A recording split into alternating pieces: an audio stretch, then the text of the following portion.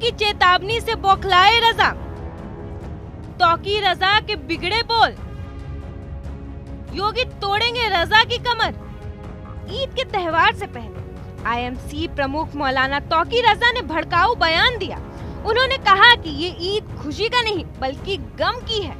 संभल के परिवारों के बच्चे शहीद हुए हैं। इस बार ईद बेहद सादगी से मनाई जाएगी। मुसलमान नए कपड़े नहीं पहनेंगे। उन्होंने गम भरी ईद मनाने की अपील की है। चलिए आपको सुनाते हैं कि तौकीर रजा ने संभल हिंसा को लेकर क्या क्या कहा है। पूरी दुनिया के जो हालात हैं, बेचैनी का सा माहौल है, अफरा तफरी का माहौल है। गज़ा के जो हालात हैं, कितनी औरतों और बच्चों की अमवात हो रही है, और पूरी दुनिया को छोड़कर हम अपने मुल्क में जब देखते हैं तो यहाँ जो हालात फ़िरक़ा परस्त ताकतों ने बनाए हुए हैं, हुकूमत उन फ़िरक़ा परस्तों की हिमायत करती है। कब्र तोड़ने के लिए कुछ लोग, कुछ गुंडे निकलते हैं, पुलिस उन पर कार्रवाई नहीं करती है, बल्कि बेगुनाह मुसलमानों को ज़दोकोब किया जाता है, मारा पीटा जाता है, गिरफ्तारियां की जाती हैं, और वो गिरफ्तारियां आज तक हो रही हैं। संभल में जो कुछ हुआ उसका जिक्र करने की ज़रूरत नहीं है। इस किस्म का माहौल पूरे हिंदुस्तान का है। ऐसे हालात में ईद सईद आई है। ईद एक महीने के रोज़ों का इनाम है, खुशी का मौका है, लोग खुशियाँ मनाते हैं।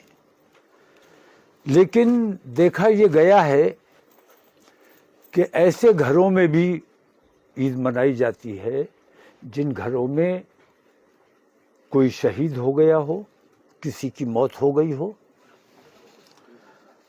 तो उन घरों में जैसी ईद मनाई जा सकती है, क्योंकि ईद रमज़ान का तोहफ़ा है और रोज़ों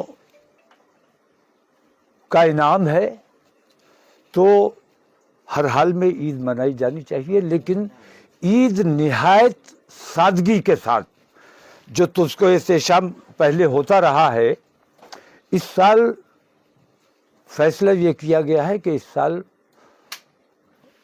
हम तमाम लोग ईद को बहुत सादगी के साथ, नए कपड़े नहीं पहने जाएंगे, क्योंकि हमारे बच्चों को कत्ल किया गया है, हमारे बच्चों को गिरफ्तार किया गया है, झूठा जेलों में डाला गया है। उनके घरों में जैसी ईद होगी वो नए कपड़े नहीं पहन पाएंगे। हमें भी नए कपड़े उनके खिराज अक़ीदत के लिए, हम उनके गम में बराबर के शरीक हैं, ये बताने के लिए हमें उनके तरह ईद मनानी चाहिए। और उनके हिमायत में हम नए कपड़े इस साल ईद में नहीं पहनेंगे। किसी किस्म का मेला ठेला और नुमाइश वगैरह ये सब नहीं की जाएगी, खुशियाँ नहीं मनाई जाएंगी। सादगी के साथ ईद मनाई जाएगी, नमाज पढ़ी जाएगी। जिस तरह अलविदा पे हमने अमन व अमान का मुजाहरा किया है, जबकि तमाम मीडिया ये चिल्ला रहा था कि अलविदा को ऐसा होगा और जुमे और होली पर ऐसा होगा और वैसा होगा, वो तमाम तमाशे हमने साबित किया है कि हम अमन पसंद लोग हैं। हम खुराफात से बचना चाहते हैं, फसादात से बचना चाहते हैं। तो ईद पर भी उसी अमन का मुजाहिरा किया जाएगा और सादगी के साथ ईद मनाई जाएगी। किसी किस्म की खुशियाँ नहीं मनाई जाएंगी, बल्कि रमज़ान 30 रोज़ों का जो तोहफ़ा है, जो इनाम है, उसको सेलिब्रेट किया जाएगा। तौकीर रजा के बयान से उत्तर प्रदेश की राजनीति में बवाल मचा दिया। तौकीर रजा आखिर किन आरोपी की मौत का गम मना रहे हैं? उनका, जिन्होंने न सिर्फ हिंसा भड़काई और साथ ही पुलिस और प्रशासन पर पथराव कर देश के कानून का अपमान किया और साथ ही अपनी राजनीति रोटी सेकने के लिए जनता को हिंसा की आग में झोंक दिया।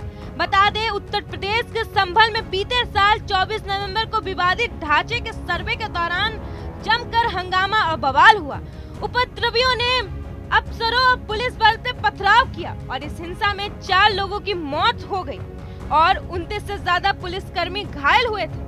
साथ ही तौकी रजा यही नहीं रुके। जब संभल की शांति के लिए पुलिस प्रशासन ने कड़ा रुख अपनाया तो इनके सीने में सांप लौट गई।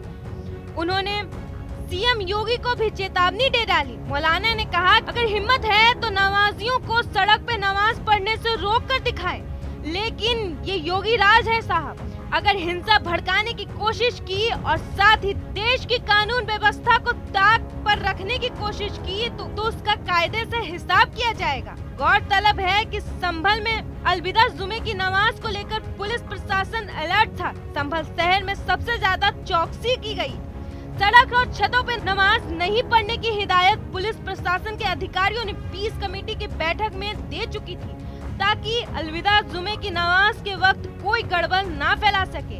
इतना ही नहीं, प्रशासन साफ साफ कह दिया था कि अगर सड़क और छत पे नमाज पढ़ी गई तो बड़ा एक्शन होगा। इसके बाद क्या था, धन के ठेकेदारों को मानो मिर्ची से लग गए और ऐसे बयानबाजियां करने लगे कि मानो पूरे देश में नमाज पर रोक लगा दी गई हो।